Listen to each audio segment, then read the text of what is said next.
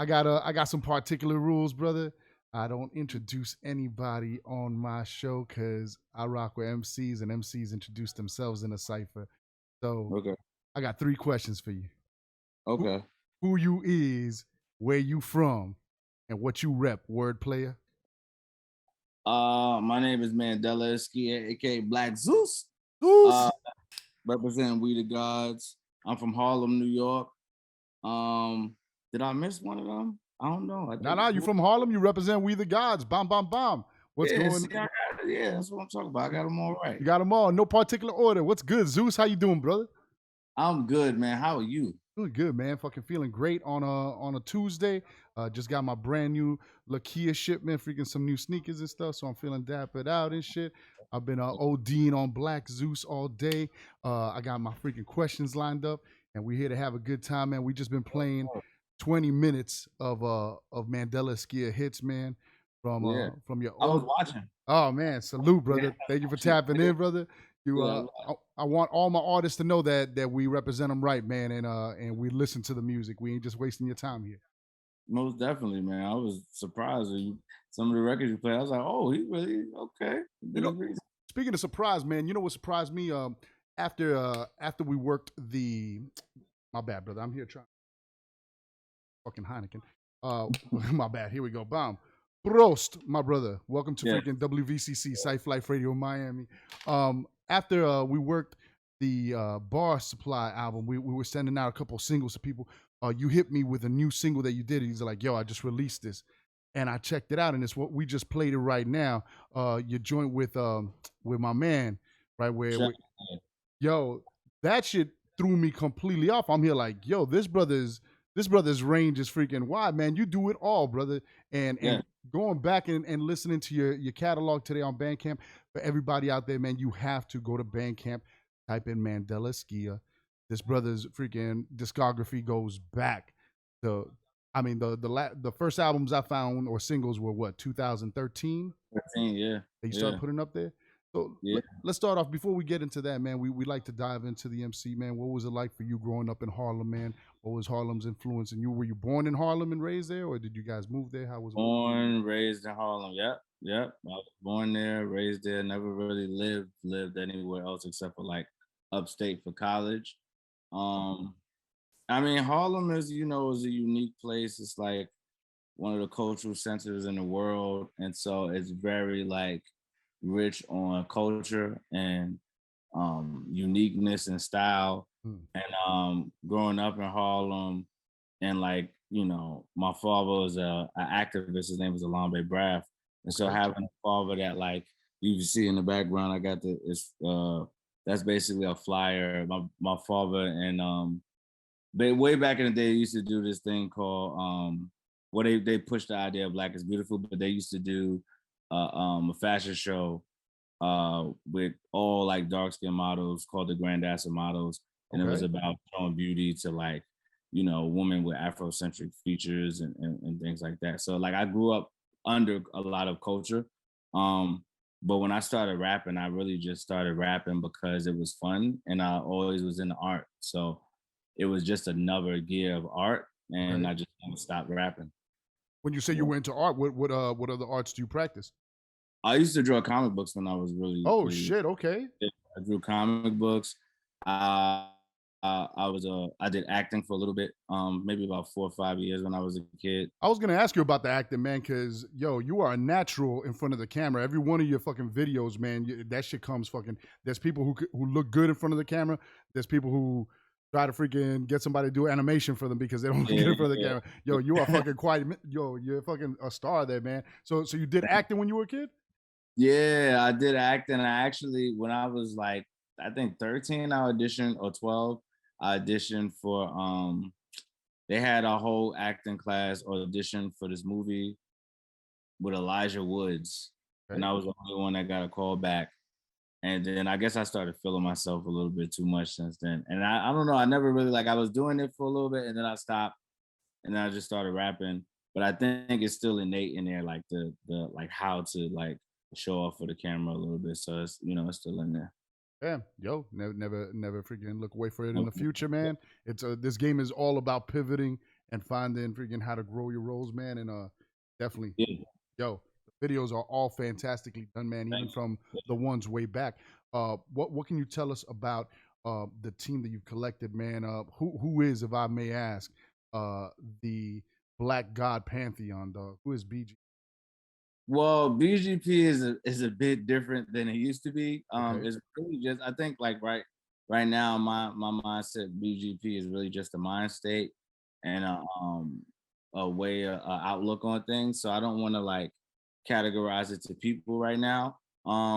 But in terms of like um what BGP is really just about a way of thinking and understanding of like your own abilities to do things and your ability to create what you want to create, right? To create your own narrative, to create your own successes, to create your own outlook. And that's really what that's about, especially as like Black and Latino people, like, you know, Black and brown people, like that's like something that I feel like is taken from us a lot of the times. So that was the whole concept behind coming up with the Black God Pantheon. We the guys. Shout out my homie Mr. Dean, who's like one of my closest friends and works with me very closely on it. Ashley Woozier, Keita P. You know, it's just, you know, just people that like I've worked with coming up and putting it together. So I would just say right now it's that. And right now, what I'm really pushing is this idea of We the Guys, which is an offshoot of BGP, and it's like more focused on fashion, but will probably be music as well. All right. We put me in a rebranding process. That's cool. I picked up on the BGP because once again I was going through the Bandcamp, and I got to thank you, man, as a lover of hip hop, as a hip hop head.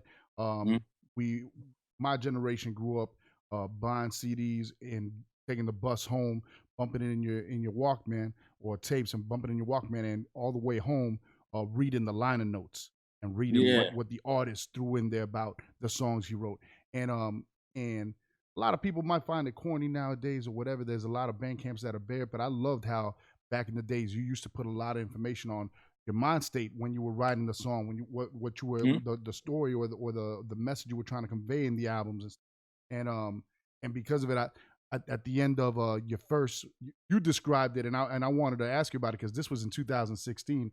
You dropped a project called "Bury Me in Gold" Volume 1 with a producer by the name of. Am I pronouncing it right when I say Minecraft? Yes, you got it right. Yeah, shout out to Minecraft. Salute Minecraft. There's no R in the spelling of his name anywhere, so I'm here like, is it Minecraft? I don't know. Maybe it's German or something. Yo, but fucking fantastic album, man. And in that album, you coined a phrase called "trap power." Yeah. Right. Yeah. And I like the concept behind it because the album is what could be considered. I mean, we're from the South down here, so I understand the trap vibe and that's and it was maybe laced with that a little, but your message behind it was something powerful, man. Something liberating, some motivational shit.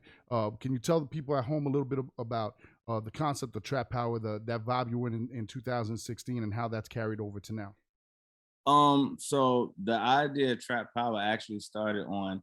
I used to do these monthly, I don't want to call them freestyles, they were songs. I would do a song and I would shout out to King Suma, who's the dude that produced most of that stuff. I would do a song and then my homie Oye would shoot the video. Him and my boy Paco would shoot the videos. Oye would edit them and we would release them every month. And they were called the Zeus styles because I was going to Zeus. So they called the Zeus styles, and every month we would do that for a whole year, then we released the project. And so that's when I really kind of started going with the whole trap power thing, because what it was is like, nowadays, everything is really heavily drilled. And I got something for that too. But everything is very heavily drilled. But back then, everything was trap influence. And I was like, you know, sometimes MCs, and that's no, you know, there's no knock to them, but sometimes MCs, we can be late on new trends because we feel like, oh, I don't like this because they not rapping. And I'm like, I'm gonna rap on whatever, you know what I'm saying? That's just how I give it up, you know what I'm saying? And so I wanted to do something that had that spirit and that style, but that was also like, I don't want to say conscious, but like aware. And it was just me, right? You know? And so we had a couple of joints. One of the records, like my profile looking like a motherfucking pharaoh, so don't profile me. And that was like, so that was the stuff leading up to Bury Me in Gold Volume 1. And then when Bury Me in Gold Volume 1 came up, it just kind of came to fruition, the ideas of what I wanted to do. And then the first single was this joint called Extra, which Extra you played. Drunk we just played right Yeah, now. Fucking yeah. crazy. Yeah. And that was really I guess that was really just the mind state I was in. I'm like, you know, as an artist, as a creator, I don't want to ever be afraid of a sound. And I want to be but I also don't want to assimilate so much to a sound where I lose myself. And so that's even if I'm singing, you're gonna hear some bars in it. Word. So that's the way I see it, you know, as a creative. And that's what that was about. We just played the Kente Bandana, right? Mhm. Where the beginning of it, you just styling on it and stuff. You just got, and then the second verse, you come out barring them to death. Yeah. Before the Kente Bandana, you had just a single named Kente off of the Bury Me in Gold Volume 2. Yes. Right? Yeah. And I love when you dropped that single, how you bigged up your dad. And I wanted to ask you a little bit about your dad's go, because you said that you were mentioning what a big influence he was on you. And I wanted to ask you, because you dropped the Kente Bandana. For the people at home who might not know, what does the Kente fabric mean to you, and what is the special meaning that Really it's just connected to my upbringing because, you know, my father was a Pan-Africanist, right? And so my real name is actually Mandela. So I was named after Nelson Mandela. I met Nelson Mandela when he came to Harlem. yeah, for real? Yeah, when I was like 6 years old. I barely remember it. But the fact of the matter is, like, that's just kind of part of how I was raised. And so when I was a kid, my father would put me in, like, I'd go to events and I'd have on Kente garb or dashiki garb.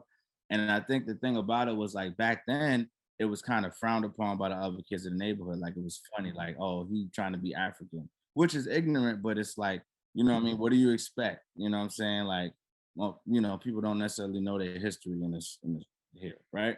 And so I would wear that stuff, and my father would put me in that stuff.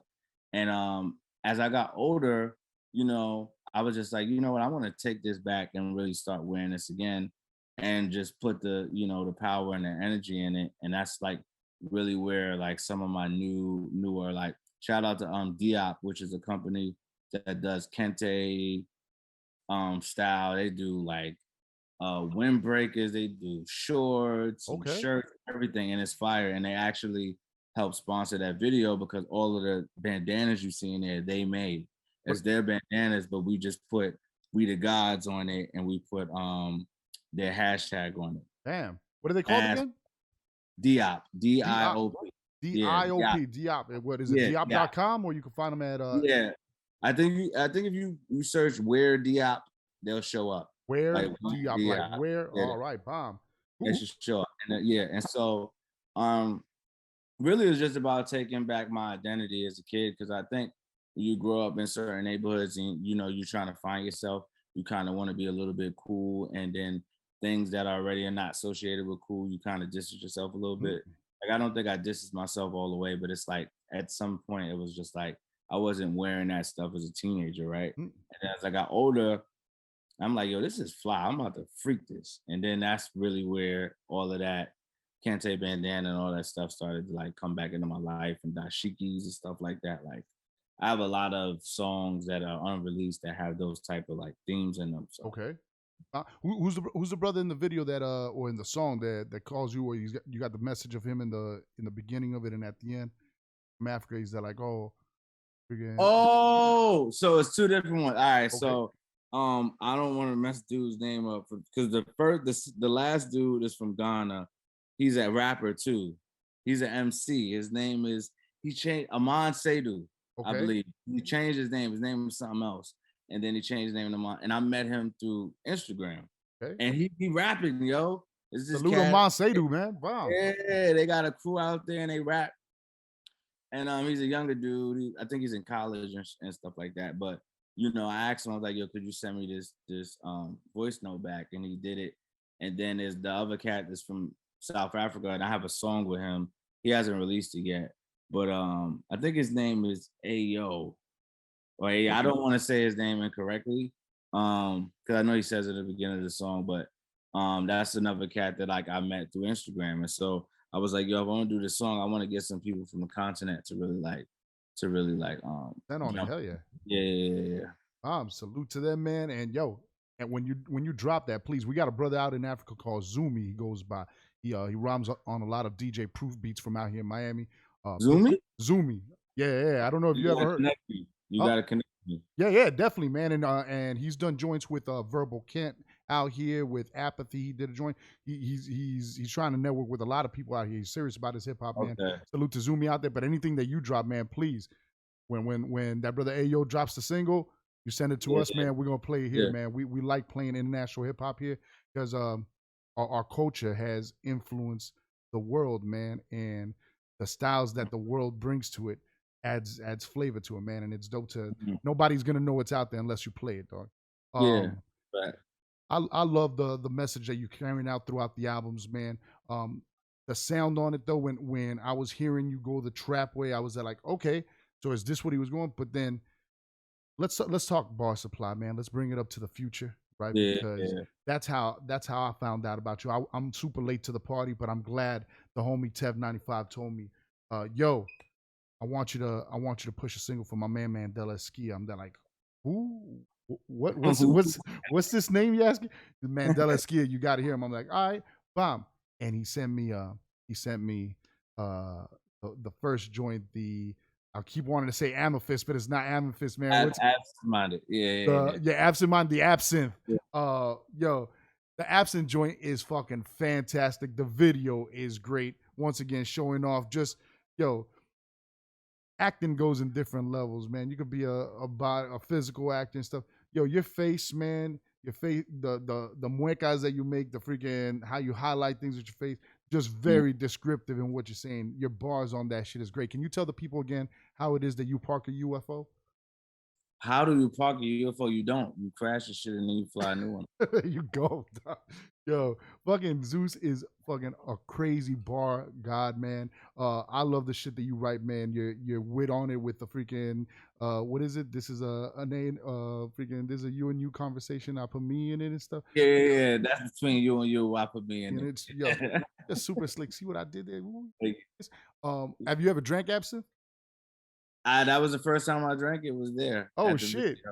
Because it was weird. So shout out my homie, Parnash Nikovsky.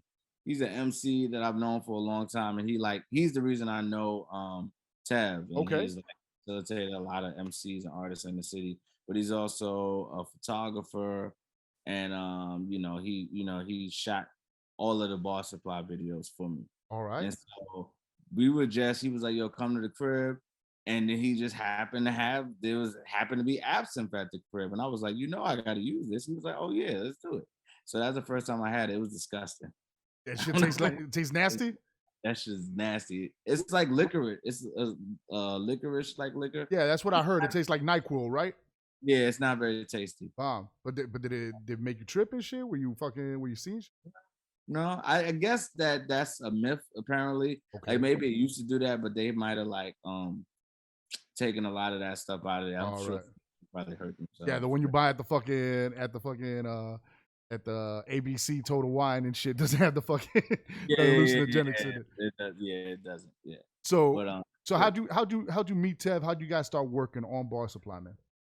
I met Tev years ago, just through being in the Brooklyn wildlife scene. I've heard about Brooklyn wildlife. Shotty talks about him a lot, man. Yes. And I met Shotty there too. So I met Tev a while, but I've known Tev for a long time, but I didn't really know Tev.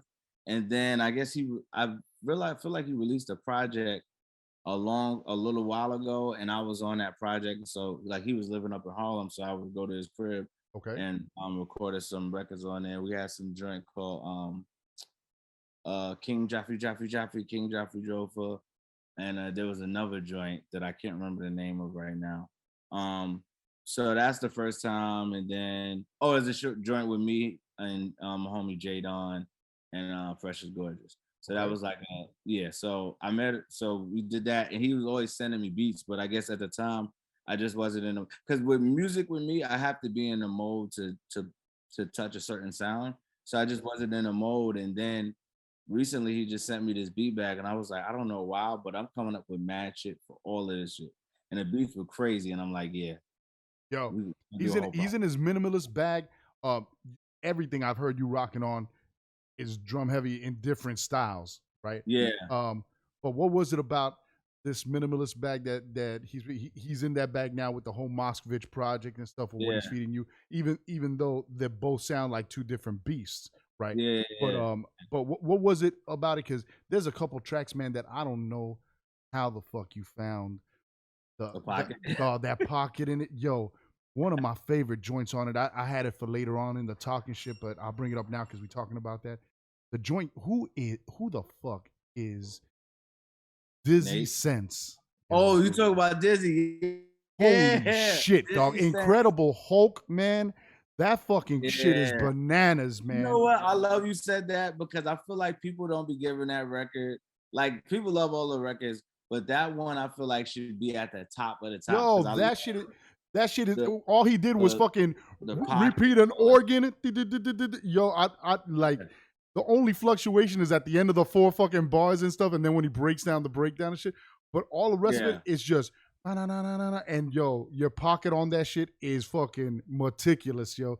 And then she comes and Yeah. matches that shit beautifully, and she's like, "Oh, you're gonna fucking take off its head? Well, let me fucking stomp on that shit a little." Yo, nasty. Yeah, man. yeah. So the funny thing about that is like, so Dizzy Sense, if you know about End of the Week in New York, which is the long, I Yo believe Dubs, it's the long, yeah. yeah, Yo Dubs. Dizzy be at that shit going crazy. Like, you know, she does the MC challenge. She's like one of the best freestylers I've ever heard. Dope individual, just as a human, she's mad dope. But she is nasty, and I've been wanting to rap her for a long time. And we've been talking about it, and I was just like, yo, I had that beat, and I was like, I want somebody else on it. And so I sent it to her. And originally she sent back her and another MC on the project sent back shorter verses. And I was like, I'm the type of rapper, like when I want to rap, I want to rap with the rappers. So I'm like, no, I want more. Come back. Give me 4, 6, 8 more bars.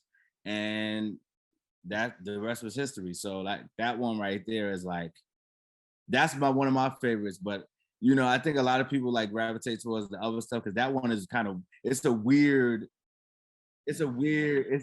track for some Yo, people. is that I don't know if everybody's waiting for the drums or yo, but that shit you take Yeah. something that has no drums and turn that shit into something that dog I want to mosh to that shit, yo. That shit's fucking hype as fuck, man. Yeah. I What love that joint. realized about the minimalistic sound, which I liked about it, is like you kind of can create your own percussion on it. And so you can create your own rhythm. Like Sunday, we just had a show at the Bowery Electric. And then 2 Sundays ago, we rocked with we opened up for the Far Side. Guys open up for Far Side, man. Yeah. We opened up for Far Side. And so one thing I'm noticing when I'm doing those tracks, because one thing I was nervous about is like, how are these gonna go over in a live format? Right? Good question. How did that work, man? They go over. Word? I think maybe it's the way that I'm saying them and the funniness of the bars and the minimalistic backdrop makes people have to listen because they can hear everything. But it's been, you know, for the last they go over pretty well. Oh, I was thinking that, man, because I'm here like I was listening to the whole album. I'm like, yo, he just opened up for Far Side with this. And salute to freaking DJ Ronan. Jay Ronan was out there like, yo, Mandela Eskia did his fucking thing on the stage tonight. Yo, they were fucking giving you love out there. And I'm here like, Yeah. damn. And I saw the footage of the Far Side show. Those motherfuckers are wild. They're fucking jumping all over the stage. That shit's high energy, man. Fuck. Like, yeah. So I was there like, yo, how did the no drums go over for a whole set and shit? But it's true, man. You fucking are in pocket in every song, man, and you freaking create a rhythm on it. Let's talk. One of my other favorite joints on that junk is a joint that you do with a brother named For the Block. Can you tell us about Christ Wine, man? Yeah, that's my homie. So For the Block, my man Block is an MC that I've known since I was in high school, man. He was when I got to my high school, he was one of the first people I saw that was rapping. He was out there rapping in front of people. And I was rapping, but I wasn't sharing my raps yet. And so, you know, he's always an MC I like to rap with. And you know, he always come at me, he'd be like, yo, man, how come we don't got more tracks together? And I was like, you know what? I knew I couldn't release this project without the homie on it. So I was looking for a track, and then I heard this one. I'm like, you know what? This is we gonna do this. We're gonna do this. And I had that idea in my head, like the hook, like the Christ showed up, they got mad and sent it back. They ain't trust his ass, he was black. Cause he's black And fire. and I had that concept in my head for years, and I was like, I can't wait to the right track to do it, and that was the one. And then when I sent it to him, I thought he was just gonna come back with like just some MC bars, and he did, but he did something like that was so like I can't praise him enough for it because like musically it's intuitive. Because he could have just came in and rapping like I was rapping.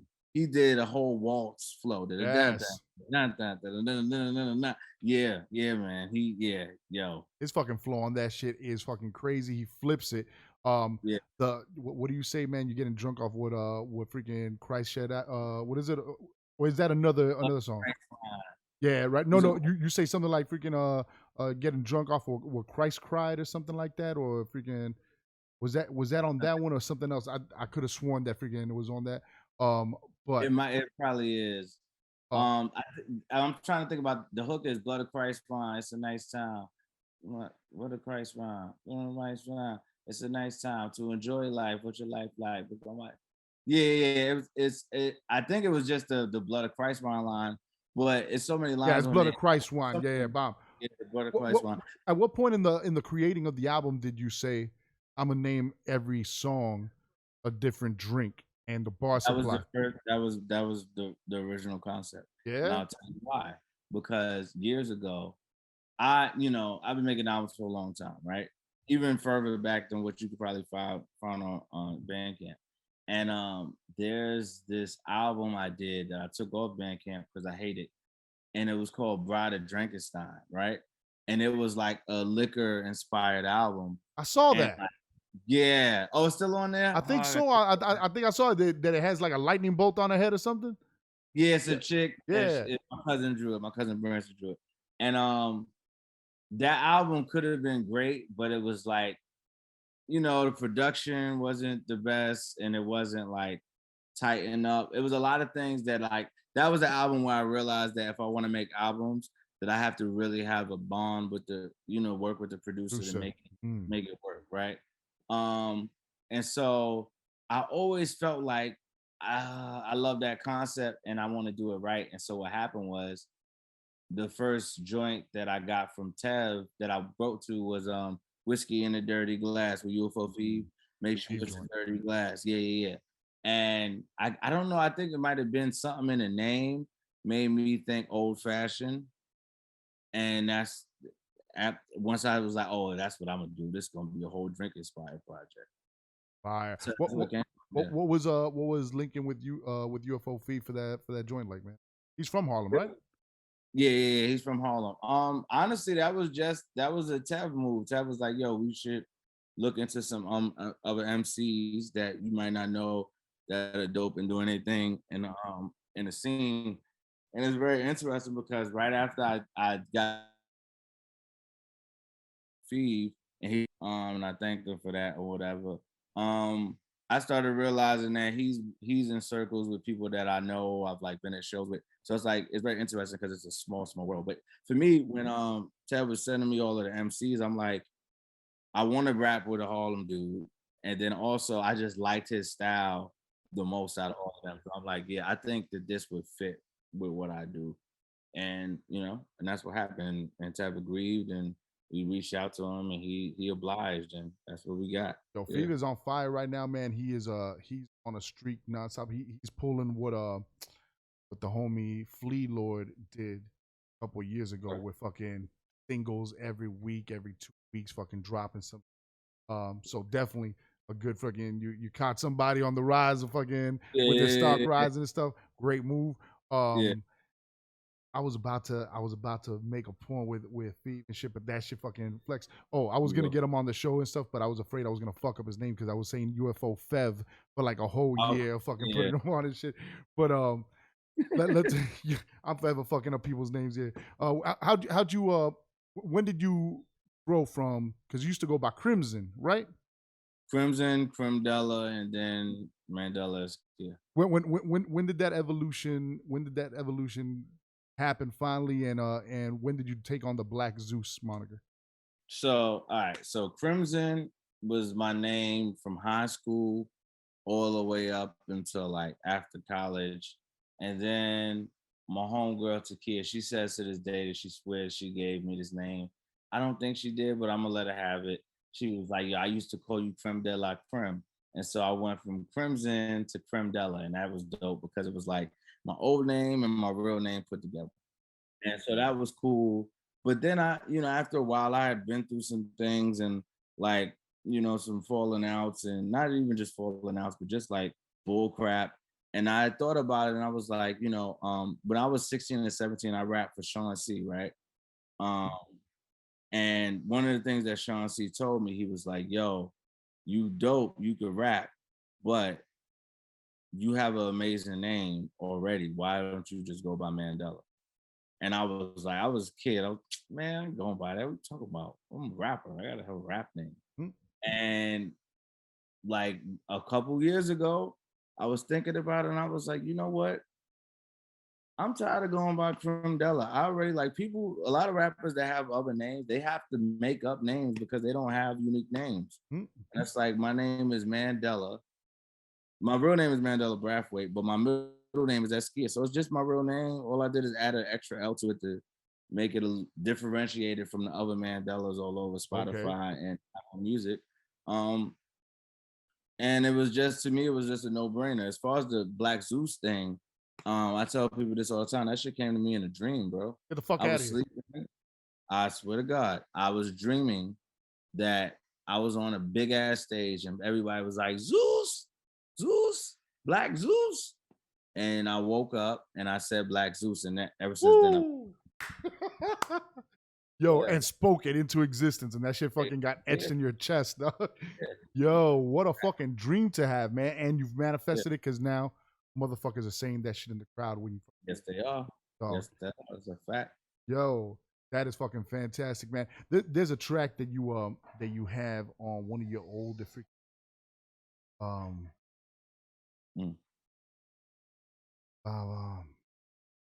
it's off of.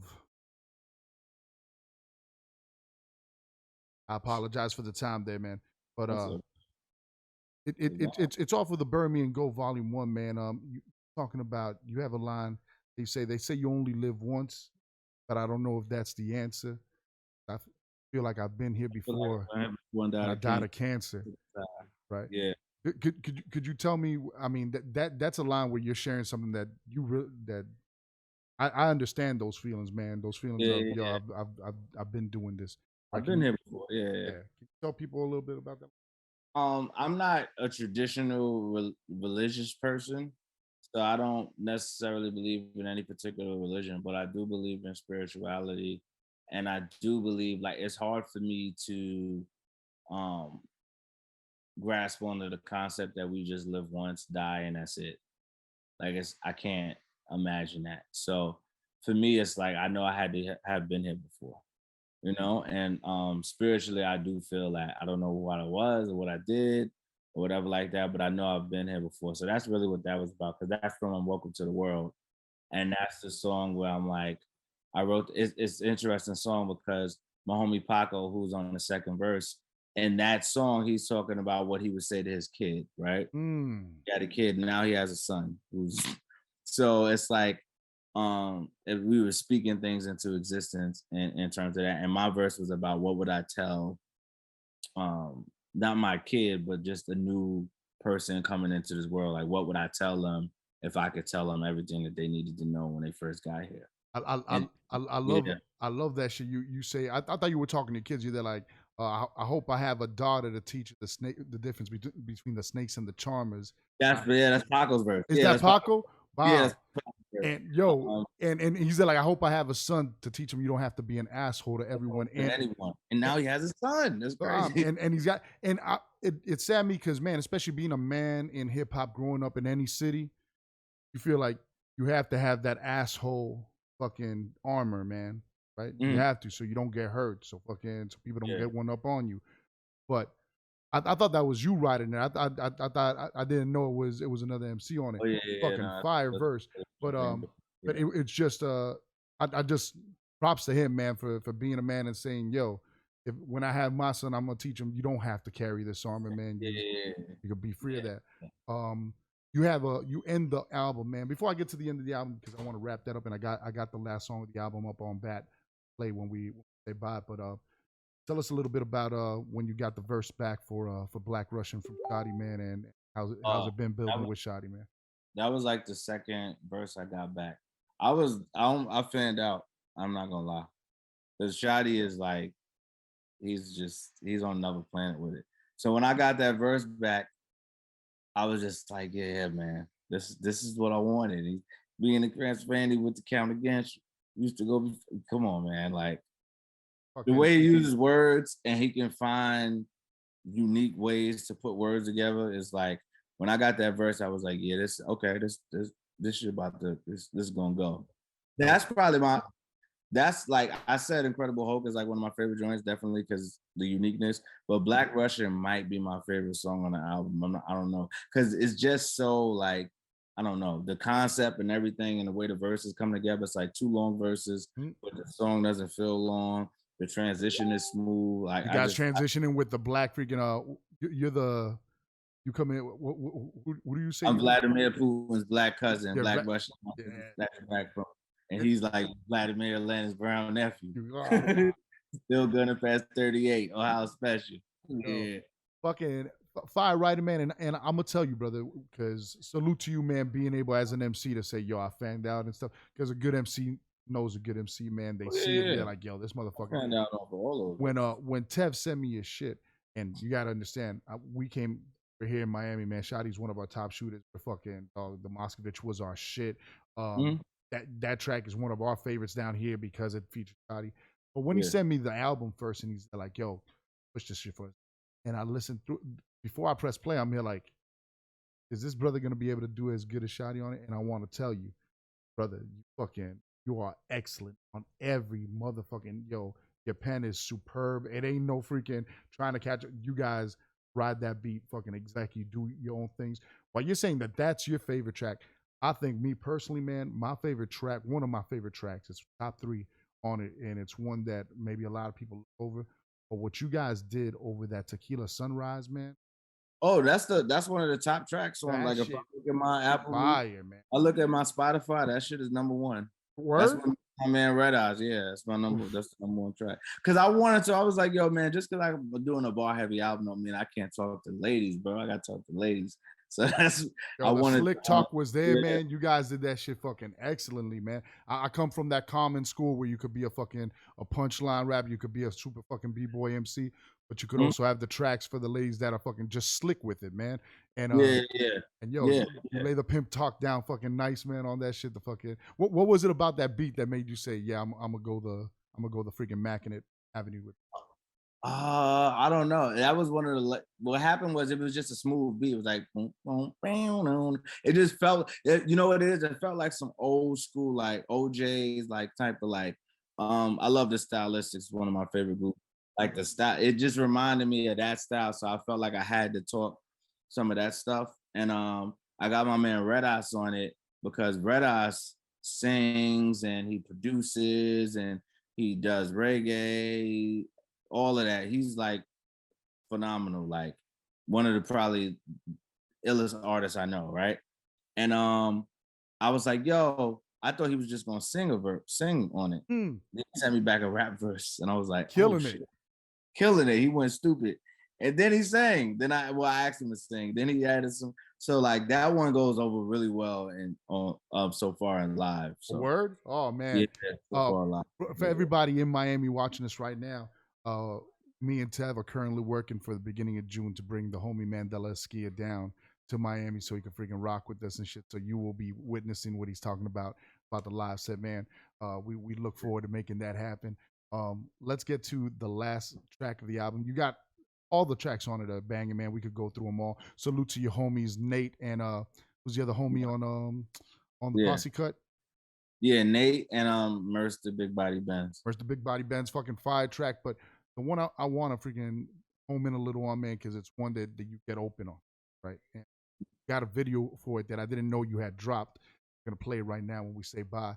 Can you tell the people at home a little bit about Irish Coffee? It seems to have a theme that you express a lot in your growth story, in your evolution story, a theme Yeah. about friendship, loyalty, and betrayal, and how Yeah. you've grown from all that.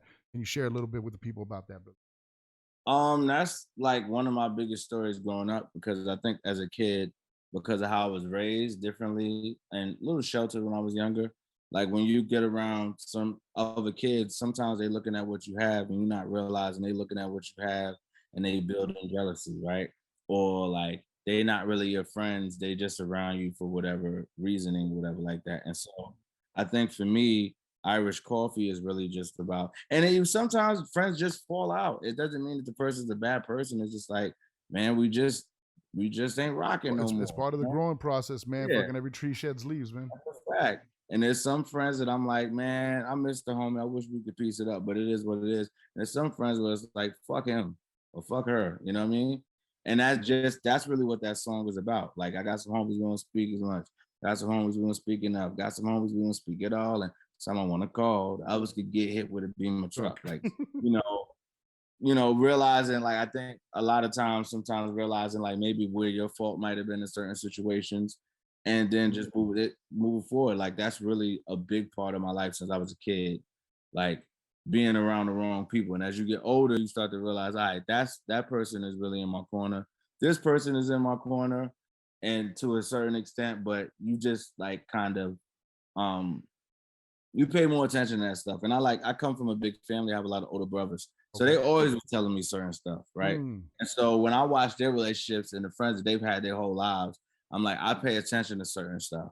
And I'm like, I want friendships like that, not friendships like this. So that's really what that song is about. It's like really just reflecting on, damn, man, this is where we at. I never thought we would be here, but it's where we at and it's cool. You know what I mean? Like it's good, you know what I'm saying? And I write songs like that, like TRL is a similar song to Fire that. song.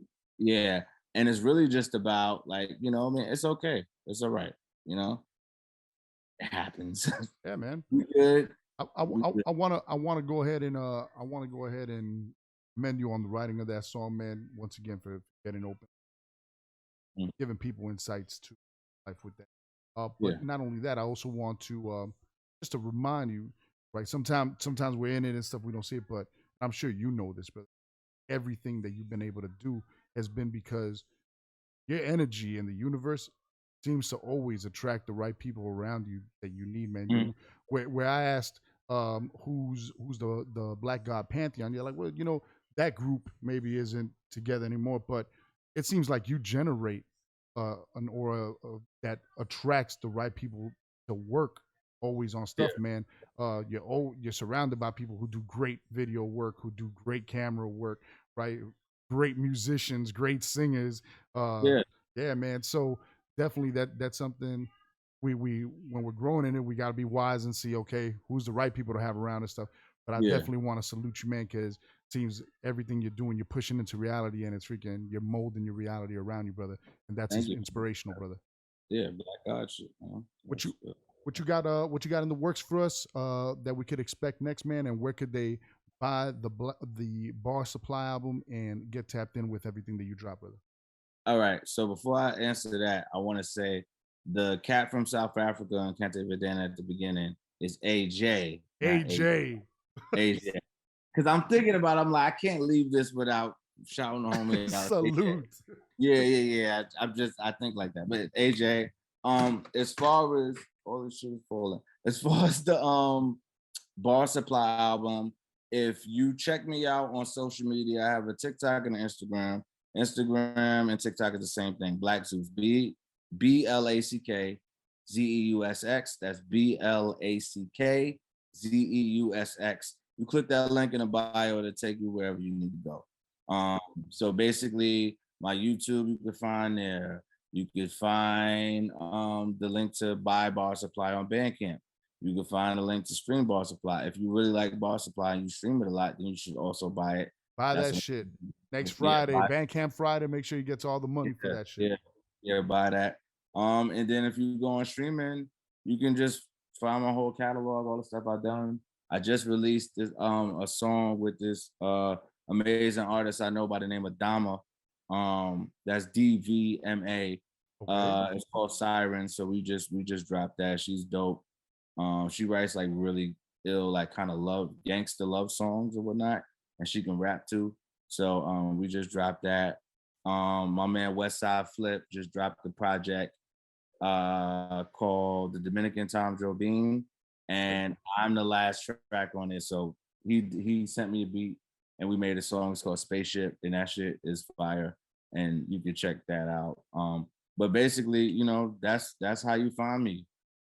Check my Spotify, follow me on Spotify. If you don't have Spotify, do the Apple Music. If you don't have Apple Music, just follow me on Instagram and TikTok. TikTok is 20K right now. Yo, your TikTok is mad fucking entertaining, man. I'm glad that your TikTok reels come out on IG, because I don't want to go and fucking download a TikTok app, dog. So I get to see your TikToks on IG, dog. But them shits are mad entertaining, man. Tell the people at home what you're excited for on May 14th.